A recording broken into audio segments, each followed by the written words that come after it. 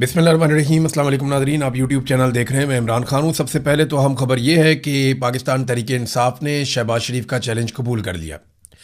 शहबाज शरीफ जिसको इस वक्त पाकिस्तान का वज़ीर आज़म बनाकर रखा गया है, पाकिस्तान तहरीक इंसाफ ने कहा जी ठीक है, 2018 के इलेक्शन की आप तहकीकात करवाना चाहते हैं तो करवाएं, 2024 के इलेक्शन की भी तहकीकात करवाएं और एक गैर जानिबदार तरीक़ेकार से ये होना चाहिए। वज़ीर आज़म की जानिब से 2018 के इंतखाबात की तहकीकात के चैलेंज पर रद्द-ए-अमल देते हुए तर्जमान पाकिस्तान तहरीक इंसाफ ने कहा कि हम शहबाज शरीफ का ये चैलेंज खुले दिल से कबूल करते हैं। इलेक्शन 2018 की गैर जानिबदाराना तहकीकात के लिए मुकम्मल तौर पर तैयार है। तहकीकात सिर्फ 2018 नहीं बल्कि 2024 के इंतखाबात की भी होनी चाहिए। 2014, 18 और 24 इन तमाम इंतखाबात का जामे जायजा लिया जाए। ये 14 में नहीं 13 में हुए थे। दूध का दूध और पानी का पानी हो जाएगा। 2014 में सिर्फ 4 हल्के खोलने का मुतालबा किया था। 4 हल्के खुलने पर संगीन बेज़ाब्तियाँ सामने आई थीं। उस वक्त की हुकूमत ने वसी तहकीकात से गुरेज किया था। 2018 के बाद इमरान खान ने हर हल्का खोलने की पेशकश खुद से की थी। अपोजिशन जिस हल्के की निशानदेही करती, पीटीआई हुकूमत उसे खोलने के लिए तैयार थी। 2024 के इंतखाबात में इंतखाबी शफाफियत पर संगीन सवालात उठे हैं।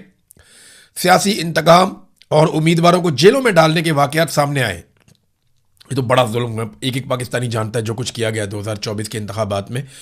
वो कुछ बार बार बताने की ज़रूरत नहीं है। बहुत सारे अब जो उम्मीदवार हैं पाकिस्तान तहरीक इंसाफ के, वो चैलेंज करना शुरू हो गए कि जनाब सबसे पहले मेरा हल्का खोल दें, 2018 का भी खोल दें और 2024 का भी खोल दें। वो जो सियालकोट से डार फैमिली है वो कहते हैं जी हमारा इलेक्शन खोलें, 2013 का भी, 18 का भी और 2024 का भी। हर कोई ये कहता है कि हल्का खोलें। मेरे ख्याल में जो सबसे बेहतर है वो नवाज शरीफ का हल्का खोल दे तो पूरे इलेक्शन का पोस्टमार्टम हो जाएगा। क्योंकि जिस आदमी के सर पे इन्होंने इलेक्शन लड़ा था, एक्चुअली ये सारा इलेक्शन पीएमएलएन ने 2 बंदों के भरोसे में लड़ा था, एक फील्ड मार्शल आसिम मुनीर और एक नवाज शरीफ। कादी फायदा भी था उस वक्त।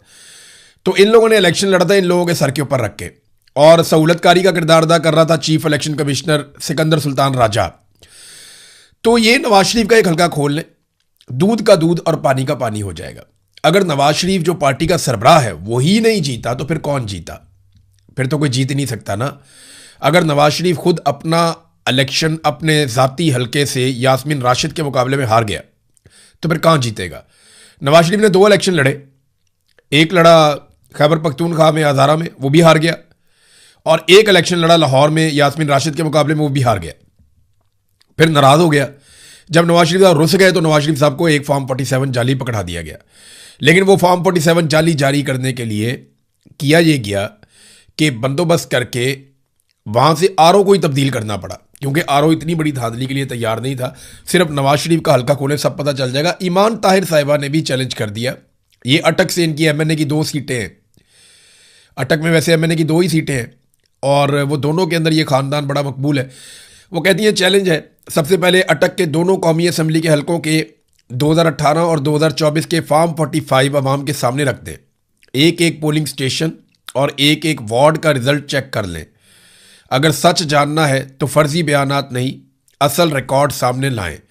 दूध का दूध, पानी का पानी हो जाएगा। आपने दीदा दलेरी से 2024 में अवाम का मैंडेट चोरी किया, अब वही बात कि चोर मचाए शोर। बहरहाल ये एक और चैलेंज सामने आ गया। ईमान मज़ारी साहब भी कह रही है, लेकिन मेरा फिर ये कहना है कि सबके हल्के खोलने के बजाय एक नवाज शरीफ का हल्का खोले। पूरे इलेक्शन में वही हुआ है जो नवाज शरीफ के हल्के में हुआ है, नवाज शरीफ की बेटी के हल्के में भी वही हुआ, लेकिन नवाज शरीफ का एक हल्का खोले तो दूध का दूध और पानी का पानी हो जाएगा। नादरीन, आज़ाद कश्मीर के हवाले से सूरत हाल मैं आपके सामने रखता हूँ। कुछ लोग पाकिस्तान के बाहर से भी गए हुए हैं पाकिस्तान में, और वो कोशिश कर रहे हैं कि मुज़ाकरात करवाए जाएँ। कुछ जो मकामी लोग हैं वो भी कोशिश कर रहे हैं, कुछ उलमा इकराम है वो भी कोशिश कर रहे हैं। फजल रहमान भी इस मामले में आए हैं, अचकज़ई साहब ने स्टेटमेंट दिया, कुछ और लोग भी आए। अब जो लोग इस वक्त मुज़ाकरात कर रहे हैं या बातचीत कर रहे हैं दोनों जानिब, उनसे कुछ खबरें बाहर आई हैं। मैं एग्जैक्टली आपको इसलिए नहीं बताऊंगा कि फिर वो उनको टारगेट किया जाएगा, उनकी कोशिशें जो हैं उनको भी टारगेट किया जाएगा। लेकिन मैं आपको ये बता देता हूँ कि जितने लोगों ने भी दोनों तरफ मुज़ाकरात किए वो ये कह रहे हैं कि जो जॉइंट अवामी एक्शन कमेटी है वो काफ़ी लचक दिखा रही है बहुत सारे मामलात में। वो एहतजाज भी कर रहे हैं, मार भी खा रहे हैं, पब्लिक उनके साथ खड़ी है, लेकिन इसके बावजूद वो लचक दिखा रहे हैं कि ठीक है हम बैठ कर बात करने के लिए तैयार हैं, हथियार का इस्तेमाल ना किया जाए। हमें गद्दार ना कहा जाए, जुल्म और ज्यादती बंद की जाए और बैठकर आप हमारे मुतालबात को सुने तो सही संजीदगी के साथ, और जो हमसे वादे किए हैं वो पूरे किए जाएं। अब ज्वाइंट अवामी एक्शन कमेटी जो है वो काफ़ी लचक दिखाती है, बातचीत करने में संजीदगी दिखाती है, लेकिन दूसरी तरफ जब एस्टेब्लिशमेंट के साथ जाके वो बात करते हैं तो वो बिल्कुल लचक नहीं दिखाते। मिलिट्री एस्टेब्लिशमेंट ने इसको एक मौके के तौर पे लिया हुआ है। उन्हें ये लगता है कि आज़ाद कश्मीर में जो रजीम के ऊपर उनका हमेशा से कंट्रोल रहता है वो कंट्रोल उनका चला जाएगा अगर ये लोग सस्टेन कर गए तो। उन्हें ये लगता है कि ये जो आवाज़ें उठ गई हैं आज़ाद कश्मीर से और नौजवान इनके पीछे चल पड़े हैं, ख़वातीन इनके साथ चल पड़ी हैं, बहुत बड़ी तादाद में अवाम की ताकत, आज़ाद कश्मीर के अवाम, उनकी हमायत, उनकी ताकत जॉइंट अवामी एक्शन कमेटी के साथ मिल गई है। अगर ये अपने मुतालबात मंजूर करवाने में कामयाब हो जाते हैं या कुछ लेकर उठते हैं तो ये एक बहुत बड़ा ख़तरा बन जाएंगे। ये अपने बाकी मुतालबात भी पूरे करवाएंगे और हर तरह का जो कंट्रोल है मिलिट्री एस्टेब्लिशमेंट का, जिसके ज़रिए से आज़ाद कश्मीर के वसाइल पे काबू किया जाता है, वो एस्टेब्लिशमेंट का कंट्रोल कमज़ोर हो जाएगा। लिहाजा उन्होंने इसको एक मौके के तौर पे लिया कि इनको मुकम्मल तौर पे कुचल दिया जाए। अब सवाल ये पैदा होता है कि आज़ाद कश्मीर में कितना बड़ा जुल्म किया जा सकता है। मैंने आपको बताया था कि 4 लोग ऐसे हैं जिनके बारे में लगभग ये कह दिया गया एक मीटिंग के अंदर कि इनको तो एलिमिनेट करेंगे, इनको छोड़ेंगे नहीं, इनको तो मार देंगे। और ये मुझे मेरे एक ऐसे सोर्स ने बताया जो बराह रास्त कहता है जी मेरी उन लोगों से बात हुई जो बातचीत कर रहे हैं। तो अब एस्टेब्लिशमेंट इसको ऐसे ले रही है कि क्योंकि आज़ाद कश्मीर में हमारा कंट्रोल हमेशा रहना चाहिए, लिहाजा ये कंट्रोल के रास्ते में एक रुकावट है जो मुस्तकबिल में और ताकतवर और बड़े होते चले जाएंगे, लिहाजा इनको कुचल के ख़त्म कर दिया जाए। अगर ये बच गए तो फिर एस्टेब्लिशमेंट का इक़्तिदार और उसका सूरज गुरूब हो जाएगा आज़ाद कश्मीर में, जैसा कि अमली तौर पे पाकिस्तान में हो चुका है। अब एस्टेब्लिशमेंट का कंट्रोल नहीं है, वो ताकत के बलबूते पे उन्होंने किया हुआ। देखिए जो एस्टेब्लिशमेंट होती है ना वो डरा के काम चलाती है, लेकिन पिछले चंद सालों से एस्टेब्लिशमेंट मार के काम चला रही है। ये टॉर्चर कर रहे हैं, गोलियां चला रहे हैं। इस लेवल तक एस्टेब्लिशमेंट नहीं आती होती और ये आखिरी हरबा होता है, आखिरी हल होता है। तो इसका मतलब यह है कि अब उनके पास ऑप्शंस बहुत कम है, वो गोली चलाने वाला ऑप्शन ही इस्तेमाल कर रहे हैं जो आखिरी ऑप्शन होता है। लिहाजा आज़ाद कश्मीर के लोगों को डटे रहना चाहिए मेरे ख्याल में अपने हकूक़ के लिए, और जो लोग मुज़ाकरात करवा रहे हैं उनको एस्टेब्लिशमेंट पे दबाव डालना चाहिए कि आप बातचीत करें। देखिए अगर बातचीत के जरिए से आज अगर ये लोग 4 कदम पीछे भी चले जाते हैं ना आज़ाद कश्मीर के लोग, तो याद रखिएगा ये जो थोड़ा बहुत हासिल करेंगे ना यहीं से इन्हें ताकत मिलेगी और फिर ये लोग और ज़्यादा ताकतवर होकर वापस आएंगे। लेकिन एक चीज़ ऐसी हो रही है नादरीन जो इंतहाई अफसोसनाक है, बहुत तकलीफ देती है। देखें आज़ाद कश्मीर से पानी आता है, बहुत सारी चीज़ें वहाँ से आती हैं, इसी तरह नीचे से गंदम जाती है। अब मैं कुछ वीडियोस देख रहा था, वहाँ पे नौजवान वीडियोस बना बना कर लगा रहे हैं, मुझे मेरे मोबाइल फ़ोन पे भी भेजी, मैंने वो देखी वीडियोस। वो जो रास्ते आ रहे हैं आज़ाद कश्मीर की जानिब, उनके ऊपर बहुत सारे ट्रक खड़े हैं, बड़े बड़े ट्रक हैं, वो भरे हुए हैं गंदम के साथ। तो जो गंदम लोग लेकर आज़ाद कश्मीर में जाना चाहते हैं वो ट्रक रोके हुए रास्ते में, दर्जनों ट्रक हैं। अब ये गंदम जाएगी मुख्तलिफ फ्लोर मिल्स के अंदर, वहाँ पे आटा बनेगा, शहरियों को दिया जाएगा, तो खुराक की किल्लत कम होगी। अब वहाँ पे खुराक की किल्लत पैदा हो रही है। बहुत सारी खाने पीने की चीज़ें जो है वो शहरी या मैदानी इलाकों से उधर पहाड़ों की तरफ जाती हैं, चाहे वो गिलगित बल्तिस्तान है, चाहे वो आज़ाद कश्मीर है। इसी तरह वहाँ से बहुत सारी चीज़ें नीचे आती हैं, जिनमें सबसे अहम जो चीज़ है वो पानी है, बिजली है, वो वहाँ से आती है। अब ये इंतहाई बदकिस्मती है पाकिस्तान की कि जो पहाड़ों पे बैठे हुए लोग हैं जब वो अपने मुतालबे के लिए निकले हैं, देखिए जो लोग सड़कों पे हैं वो अब 5% होंगे, बाकी सारे लोग तो सड़कों पे नहीं आते ना, हर घर में से एक आधा आदमी निकलता है, या हर मोहल्ले में से वो 2-4 बंदों को डिप्यूट करते हैं, ये 4-5 बंदे जाएंगे एहतजाज में, हमारी नुमाइंदगी हो जाएगी। सारे के सारे लोग तो नहीं आते। अब वो जो लोग जो अपने घरों के अंदर हैं, वो जो लोग वहाँ पे रहते हैं, जो बच्चे हैं, बड़े हैं, बुजुर्ग हैं, उनका क्या कसूर है कि उनको खाना पीना नहीं मिल रहा। तो गंदम के ट्रक रोके हुए, बहुत अफसोसनाक बात है। इससे पहले बीबीसी ने एक रिपोर्ट में बताया कि लोग शिकायत करते हैं कि अद्वियात और खुराक जो आप लेकर जा रहे हैं आज़ाद कश्मीर में पहाड़ों की जानिब, रास्ते में सिक्योरिटी फोर्सेस उन्हें ज़ाया करवाती हैं। वो कहते हैं जी खुराक और अद्वियात ये 2 चीज़ें आप ज़ाया कर दें, ये आप आज़ाद कश्मीर में नहीं ले जा सकते। ये कितने अफसोस की बात है, ये दुख की बात है। उनकी सप्लाई बंद नहीं करनी चाहिए थी। ये सप्लाई बंद करके इन्होंने वो किया कि इसका जवाब ये कभी नहीं दे पाएंगे। कल को ये कहे कि हमने तो नहीं बंद की थी, वो तो लोगों ने बंद कर दी थी, वो तो सिक्योरिटी का रीज़न था, ट्रक लूटे जा सकते, ये बहुत 100 कहानियां सुनाएंगे, लेकिन वहां पे इस तरह कुछ भी नहीं है। हमने नहीं देखा। वो पुरअमन लोग हैं, पुरअमन तरीके से अपना एहतजाज का हक इस्तेमाल कर रहे हैं। एक पेशन गोई की नाजरीन सुहेल अफरीदी ने, बड़ी अजीब पेशन गोई की है। अब कुछ कहा नहीं जा सकता, लेकिन वो ये कहते हैं कि मैं पेशन गोई करता हूं कि अगला बजट शहबाज हुकूमत पेश नहीं करेगी। यानी उन्हें लगता है कि शहबाज शरीफ की हुकूमत अगले साल नहीं होगी, वो हुकूमत ख़त्म हो जाएगी। अब पता नहीं सुहेल अफरीदी की हुकूमत अगले साल होगी या नहीं होगी। बहुत बड़ी बड़ी बातें जो हैं वो अली अमीन गंडापुर भी करते थे, लेकिन गंडापुर को जब भी मौका मिला उन्होंने मौका ज़ाया कर दिया।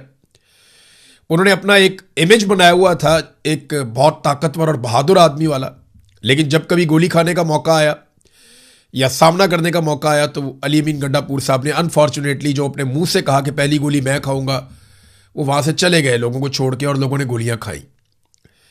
अब सुहेल अफरीदी साहब ये पेशगोई तो कर रहे हैं, लेकिन क्या पता सुहेल अफरीदी साहब की अपनी हुकूमत तब तक मौजूद हो या ना हो, क्योंकि शहबाज शरीफ जो है ना, ये फील्ड मार्शल आसिम मुनीर की इंश्योरेंस पॉलिसी है। फील्ड मार्शल को इतना वफादार वजीर आजम नहीं मिलेगा, इतना अच्छा अर्दली उसे कभी नहीं मिलेगा फील्ड मार्शल को। और जो फील्ड मार्शल है वो शहबाज शरीफ की और इस पूरे सिस्टम की एक इंश्योरेंस पॉलिसी है कि इन्हें भी ऐसा आदमी नहीं मिलेगा कि जो एक सबसे मकबूल पॉलिटिकल लीडर को जेल के अंदर रख के पूरी पार्टी को मारता चला जाए, मारता चला जाए, मारता चला जाए। तो ये एक दूसरे की इंश्योरेंस पॉलिसी है। अगर तो सुहेल अफरीदी के पास ऐसा कोई आइडिया है कि ये आपस में लड़ने वाले हैं या ऐसा कुछ है कि इनका खात्मा होने वाला है, तो फिर तो वो पेशगोई कर सकते हैं, वरना मुझे नहीं लगता। या हो सकता है सुहेल अफरीदी के पास कोई ऐसा आइडिया हो कि बहुत बड़ी एहतजाजी तहरीक वो खड़ी करने जा रहे हो, मुमकिन है, लेकिन अभी कुछ कह नहीं सकते। नाज़रीन, पाकिस्तान तहरीक इंसाफ ने एक अच्छा काम तो किया बलूचिस्तान में। बारंग बलोच साहिबा की मर्जी के खिलाफ जो वकील उनके वकील के तौर पे सामने आया था, जिसे सरकार और एस्टेब्लिशमेंट लेकर आई थी, उसका नाम है इकबाल शाह एडवोकेट। ये पाकिस्तान तहरीक इंसाफ का लॉयर्स विंग का सदर था बलूचिस्तान का पहले। तो तहरीक इंसाफ ने इसे डिसोन कर दिया है, बाकायदा इस पर स्टेटमेंट जारी किया। इलेक्ट्रॉनिक और प्रिंट और सोशल मीडिया एक्टिविस्ट को इतला दी जाती है कि इकबाल शाह एडवोकेट को पीटीआई से फारिग कर दिया गया है, लिहाजा इसके नाम के साथ पीटीआई का नाम ना लिखा जाए। पीटीआई के ओहदेदारान, मेंबरान, कारकुनान और सोशल मीडिया ग्रुप्स के एडमिन इकबाल शाह एडवोकेट को तमाम ग्रुप से फौरी तौर पे रिमूव करें। यानी जिस जिस जगह पे ये मौजूद है, किसी व्हाट्सएप ग्रुप में, किसी और जगह पे, जहां जहां ये शामिल होता है पाकिस्तान तहरीक इंसाफ के फैसलों में और दीगर चीज़ों में, इस आदमी को फ़ौरन निकाला जाए। क्योंकि इमरान खान साहब ने मारंग बलोच और बलूचिस्तान के अवाम के हकूक़ के साथ खड़े होने का कहा था, और जब उन पर मुश्किल वक्त आया तो किसी और वकील ने अपने आप को पेश नहीं किया, ये इस वकील ने अपने आप को पेश किया। लिहाजा पाकिस्तान तहरीक इंसाफ ने इसे डिसोन कर दिया, इसको बाहर निकाल दिया। नाजरीन, आलमी मंडी में तेल जो है वो अब टके टोकरी हो गया है, लगातार उसकी कीमतें नीचे आ रही हैं, लेकिन अवाम को उसका बेनिफिट नहीं मिल रहा। नाजरीन, इस वक्त जो तेल की कीमतें हैं वो जंग शुरू होने से पहले जो तेल की कीमतें थी उससे भी नीचे आ गई। यानी आप यहां से अंदाजा करें कि कितना बड़ा एक डेंट पड़ा है तेल की कीमतों को। यानी जब जंग शुरू हुई थी उस वक्त जो तेल की कीमतें थी उससे भी नीचे आ गई। लेकिन पूरी दुनिया में तेल की कीमतें ऐसे नहीं बढ़ाई गई जैसे पाकिस्तान में बढ़ाई गई। ना अमेरिका में, ना ईरान में, ना गल्फ में, ना हमारे हमसाये ममालिक में, ना इंडिया ने, ना बांग्लादेश ने, ना श्रीलंका ने, किसी ने ऐसा नहीं किया जो पाकिस्तानी अवाम के साथ शहबाज शरीफ ने और आसिम मुनीर साहब ने किया तेल की कीमतों में। अब जब पूरी दुनिया में तेल की कीमतें कम हो रही हैं तो ये पाकिस्तान में तेल की कीमतें कम करने की बजाय बहुत थोड़ा सा जो है वो इन्होंने चेंज किया है। यानी जितने बड़े पैमाने पे इन्होंने तेल की कीमतें बढ़ा दी थी, इमरान खान के दौर में 150 रुपये लीटर था, आलमी मंडी में उस वक्त $100 से भी ऊपर प्राइस थी, तो आज ये $73 के करीब पहुंच गई है। यानी इतनी कम कीमत हो गई है आलमी मंडी में, तो ये इमरान खान के दौर को टच नहीं कर पा रहे, बल्कि अभी भी उससे दुगने पे खड़े हैं। ये आलमी जरीदे ब्लूमबर्ग की रिपोर्ट के मुताबिक तेल की कीमत लगातार गिरती चली जा रही है, और जितनी भी आपको रिपोर्ट्स आ रही हैं हर जगह पे तेल की कीमत नीचे जा रही है। तमाम ममालिक रिलीफ दे रहे हैं, लेकिन पाकिस्तान के अंदर किसी किस्म का कोई रिलीफ नहीं है, क्योंकि पाकिस्तान के हुक्मरान जो हैं, फील्ड मार्शल आसिम मुनीर या शहबाज शरीफ, वो ये समझते हैं कि लोगों की जेबों से पैसा निकलवाने का ये एक बेहतरीन जरिया है कि आप तेल के ऊपर लेवी लगाएं, आप इजाफी टैक्सेस लगाएं, आप आईपीपीज की जो कैपेसिटी पेमेंट्स हैं उनकी मद के अंदर बहुत ज़्यादा पैसा कौम से वसूल करें, बिजली का यूनिट 4 गुना महंगा कर दें, गैस का यूनिट 10 गुना महंगा कर दें। ये इन्होंने पाकिस्तानियों के साथ एग्जैक्टली किया है। इसीलिए तो सारी गैर मुल्की कंपनियां पाकिस्तान छोड़ छोड़ कर जा रही हैं। लोग अपना सरमाया पाकिस्तान से निकाल कर भाग रहे हैं और कोई और सरमाया लाने के लिए तैयार नहीं है, क्योंकि पाकिस्तान में इंसाफ ही नहीं है, निज़ाम कानून है ही नहीं, अदलिया आपको इंसाफ देती ही नहीं है। नादरीन, अब आखिर में एक खबर आई है अमेरिका से। अमरीकी सेनेट ने डोनाल्ड ट्रंप के हाथ बांध दिए। अमरीकी सेनेट ने एक बिल पास किया है जिसके तहत सदर ट्रंप कांग्रेस की इजाज़त के बगैर ईरान के खिलाफ जंग शुरू अब नहीं कर सकते, और सेनेट ने ऐसी किसी भी जंगी कार्रवाई को रोकने के हक में फैसला भी दे दिया। तो डोनाल्ड ट्रंप ने उस पर रद्दमल भी दिया।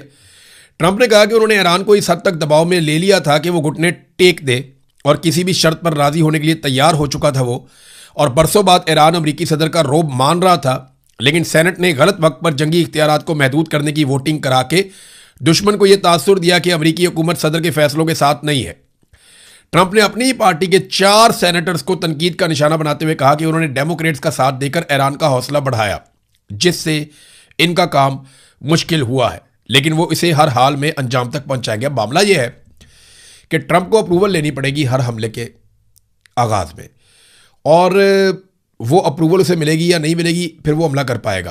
तो ट्रंप के हाथ कुछ हद तक बांध दिए हैं अमरीकी सेनेट ने। देखें वहाँ पे कैसा है कानून, रूल ऑफ लॉ कैसा है कि वहाँ पार्लियामेंट की बात सुनी जाती है, अवामी मुंतखब नुमाइंदे जो है वो फैसले करते हैं। हमारे यहाँ तो ऐसा नहीं है, हमारे यहाँ पे तो जनरल आसिम मुनीर जो कह देंगे वही मुल्क का कानून है, वही आइन है। नादरीन, मेनाब स्कूल में जो मासूम बच्चियों की शहादतें हैं, 168 बच्चियाँ पहले दिन शहीद कर दी गई थी, वो डोनाल्ड ट्रंप और अमेरिका के लिए एक डरावना ख्वाब बनी हुई है। और ट्रंप से जब सवाल किया गया इसके बारे में कि क्या आपने ये रिपोर्ट देखी है इस मेनाब स्कूल के इंसिडेंट के बारे में, तो उसने कहा जी कि मुझे इसके मुकम्मल होने का इंतज़ार करना होगा, मैं नहीं जानता कि वो कभी इस मसले को हल कर पाएंगे या नहीं कर पाएंगे। तो डोनाल्ड ट्रंप जो है ना वो इससे भागता रहा, उससे सवालात किए गए लेकिन वो इससे भागता रहा, और डोनाल्ड ट्रंप ये कहना चाहता है कि वो मिसाइल हमारा नहीं था जो जाकर मेनाब स्कूल के अंदर गिरा। उसने कहा जी हवा में बहुत सारे मिसाइल थे, ये था वो था, लेकिन ईरान ने यह साबित किया था कि ये जो मिसाइल है ये अमेरिकन मिसाइल हैं, और शुरू में अमेरिका की जानिब से इसका बाकायदा एतराफ़ किया गया था कि मिसाइल अमेरिका की जानिब से चला था जो आकर मेनाब स्कूल पे गिरा। अब ये एक बहुत बड़ा जंगी जुर्म है, यहाँ पे डोनाल्ड ट्रंप को जो है वो जवाब आज नहीं तो कल देना तो पड़ेगा। अब तक के लिए इतने, अपना ख्याल रखिएगा, अपने इस चैनल का भी। अल्लाह हाफ़िज़।